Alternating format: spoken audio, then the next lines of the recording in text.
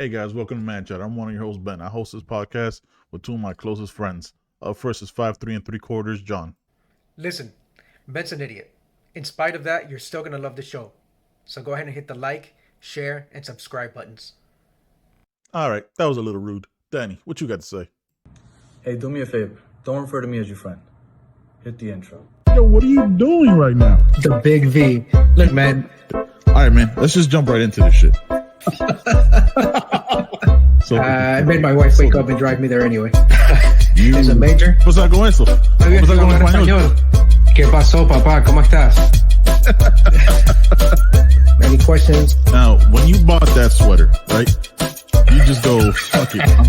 I'm going full Mr. Rogers. You've tuned into the Man Chatter podcast.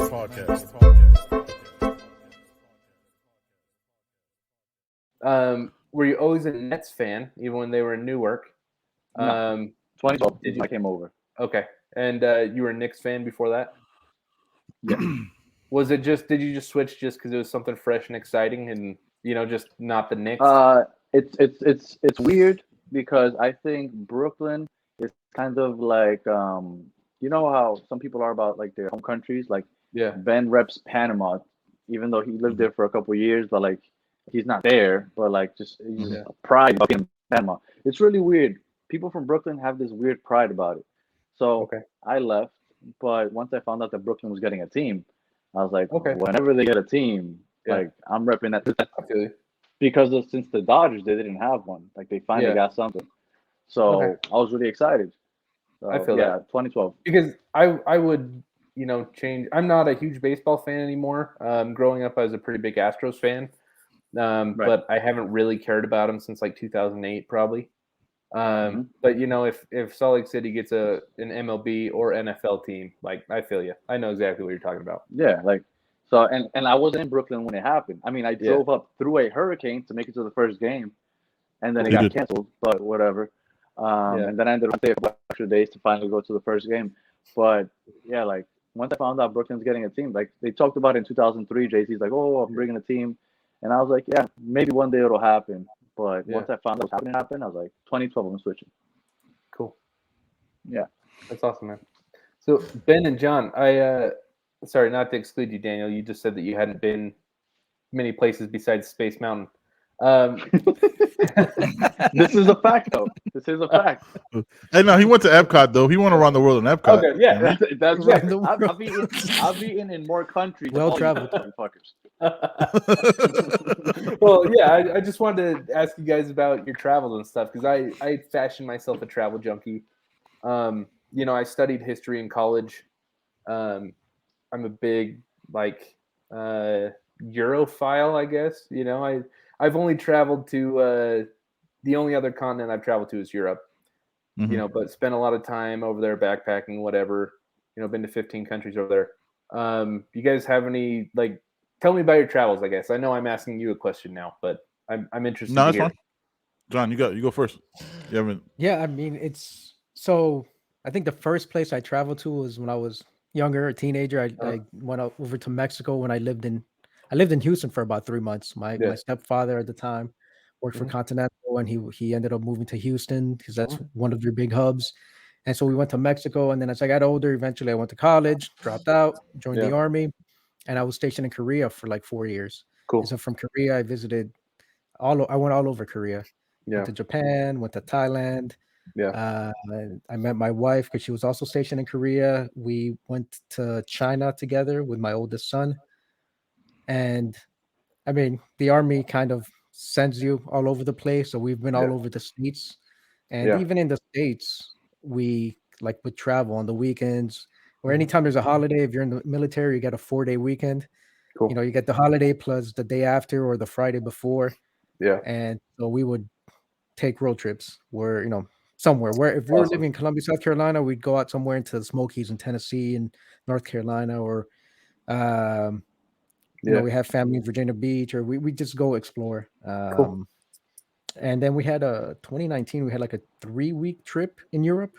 And we started in Germany. We rented a 9-passenger van and drove down to Italy, to Switzerland, France, Belgium, That's awesome. Man. Amsterdam, yeah, all over the place. And then we spent a week in Spain because I have family in Spain. Cool. So that, I mean, and the reason why we travel is because when it's time for us to retire, we're not looking at staying in the States. We'd like to go somewhere like Spain or Colombia, which we need to go visit in South America. Danny's shaking his head because when I said I'm retiring somewhere outside the States, because he's like, why would you leave the greatest country in the world? I'm like, the greatest country in the world. It is the greatest country in the world. For me to make all my money Good and job, get my Hamilton. pension, it is the greatest country. That's right. Thank you, Lin-Manuel Miranda. Exactly. Danny hates Lin-Manuel Miranda, by the way. I don't hate him. But to retire, he's too talented for you. I know. I get it. Too much. But to retire in and to enjoy my money and my retirement and everything else, there's more. I could get a better standard of living outside of it, outside the U.S. You know what I mean? Better bang for your buck, yeah. Bigger bang for your buck, and well, you could live like a king in Thailand for what middle class people live for here. Sure. You know? $1,500 a month, and you can have whatever you want. You have someone come clean your house, have someone cook, like very affordable. I was in Thailand. I only spent like a 4-day weekend in Thailand, but you can live like a king. I'd rather live in an efficiency in the States than like a king in Thailand. I'll tell you that. And I'm not trying to live in Thailand, but that's the mentality that we have here. It's like, I'd rather be in the greatest country in the world and live in a 15 by 20 room that has my kitchen and my bathroom and my bedroom in it, than go live in like the freedom. The freedom. But you know what? There's freedom everywhere else too. Definitely not. I've seen it, not as much as it is here, but it was just crazy to me when we were in Europe. Some freedom fries. Yeah, I love those. But it was crazy because in Europe you drive from one country to another and everything's different. I mean, not just the people, but even like the scenery and every country is different. Here in the States, you can drive for I don't know how many states and everything's the same. Like I could do without the entire middle of the United States. Like I've driven through Nebraska and Oklahoma, and they all look the same to me. There's just flatlands. I can tell you what. So out here in the West, there's something we call the Mormon corridor, right? Which is just kind of the piece of the stretch of land that Mormon pioneers settled, right? So like you can go from Idaho. I actually did this drive just a few weeks ago. Idaho Falls in southeastern Idaho down to St. George, Utah is about a 9-hour drive, and exactly the same demographics in 9 hours, whereas on some of my Europe trips, I've driven from Amsterdam to Paris in like 5.5 hours, and you go through, officially it's just one language change, but in reality it's actually 4 different languages that you're hitting. If you are including dialects, and just the buildings look different, the people are different, the architecture. It's just everything is so totally different, right? So I mean, that's something that I personally love. I'm like a culture junkie when it comes to European history. I could definitely see myself living somewhere else, but I think it wouldn't be so much of like, this is where I am forever. It's more of like my mindset is like, I've always really been intrigued by the idea of how culture shapes who you become, right? Like, would I be the same person? Because I was describing Utah earlier, like very uniform, right? So many people are the same here. So me and my exact genetic code, if it was born in South Florida, would I be the same person? And like just that concept like is super interesting to me. And so I have Joe. Yeah, so that's like I have this affinity for trying to immerse myself in other cultures and allowing it to shape the way that I think and the way that I see the world, if that makes sense. It's just something I'm always toying with mentally. Nature versus nurture. Yeah, Joe. What are you gonna say? No, you mentioned you studied history, and so that's one of the reasons why I always wanted to travel to Europe and eventually settle there, because in high school I took art history, AP art history, and then in college I continued, and so that's something that everywhere we went, the architecture, the art, the history, the culture, I feel like, and by the way, the same could be said about the US. You can, if Yeah. you wanted to, you can go somewhere and learn something new. But Yeah. just the difference between the architecture here Yeah. and over there, I feel like I could go to so many different cities just within Spain, Yeah. and it could take up years of my life just trying to learn something about those places, let Yeah. alone trying to Yep. go to different countries and those histories. Yeah. And I mean, it's natural, right? Because the US is, just 200 some years old, and Yeah. there's so much more history in Europe. And so Yeah. it's natural that would happen. Well, so the topic of diversity, sorry if I digress too much here from what we've been talking about, but No. Not at all. America is extremely diverse culturally and racially, we'll say. Like racial demographics is a concept that is pretty unique to America, actually. Yeah. It is. And it's because of how it was settled, right? Meaning that all these European immigrants are coming over and forming a heterogeneous society. Heterogeneous society, right? So they're blending Irish and Italian and German and Swedish culture, right? And just kind of forming a new culture that becomes New York City, right? Or any given city. Whereas in Europe, so essentially ethnic diversity doesn't exist in America, right? But racial diversity does. Whereas in Europe, it's kind of the flip, where it's like racial diversity is not very relevant in European society, but ethnic diversity means everything. And it always has, right? So talking about how diverse Spain can be, like if you're up in Asturias or Asturia or Galicia or wherever, like they really recognize their Celtic roots that go back to 2,000 years ago, right? Whereas if you're in southern Spain, there's you can't avoid the influence of Islamic conquest, right? And so it doesn't really reflect in the racial diversity, right? Because most people in Europe tend to look the same in any given country, but the history is different because we're talking about how diverse these ethnic groups could be, right? Correct. Different languages, totally different cultures, and like they all leave their stamp. That's why Europe is so intriguing to me. It's like totally the opposite of where we live, Right. And by the way, I know that us here, we understand those differences, but someone listening at the most basic level, when we talk about racial, and this is not an encompassing definition, but we're talking about racial diversity or race. We're talking about characteristics, physical characteristics of what people look like, as compared to ethnicity or ethnic backgrounds, where we're talking about culture, religion, and culture, and what forms those societies. So two completely different things. Yeah. But yeah, it is flipped. The U.S. Is very diverse racially, whereas in Europe, for lack of a better term, everyone looks the same, but completely different cultures everywhere you go.